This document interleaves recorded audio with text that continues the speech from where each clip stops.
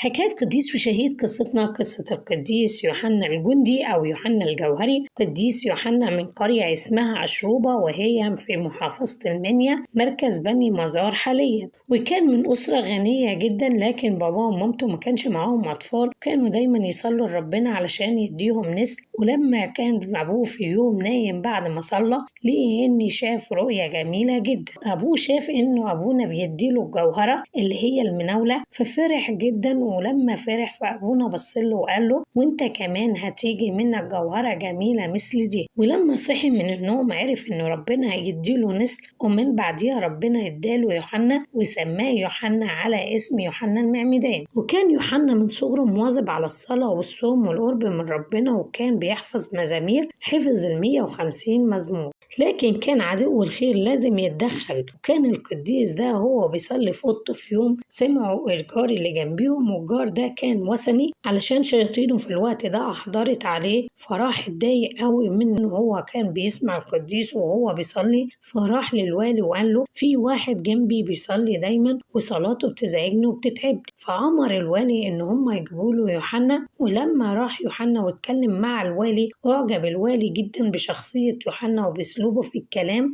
فقال له انا هخليك واحد من جنودي، وكمان هتكون قائد على 100 جندي تاني. لكن رد عليه القديس يوحنا وقال له أنا عندي 150 جندي، وهنا كان يقصد بال150 جندي 150 مزمور حافظه. وخد ال100 جندي وكان قائد عليهم. وفي يوم سمع عنه الملك دقلديانوس، فقال إن هم يجيبوه له علشان بيكون معاه في الحروب. وفعلا راح للملك دقلديانوس، وكان في وقتها موجود القديس ماري بكتور، وكان معاه جنود كتيرة جدا. لكن القديس لما رأى القديس يوحنا قال له أنا هديك 100 جندي كمان علشان أنت قد المسؤولية، وإن أنت شكلك إن أنت شاطر في الحروب. وفعلا اداله 100 جندي. وكان القديس ماري بكتور بيحب القديس يوحنا جدا، وكانوا دايما بيساعدوا بعض هم وفي الحرب. لكن الملك دقلديانوس راح أصدر منشور يقول فيه إن كل واحد مسيحي ما يسجدش وبخر للأوثان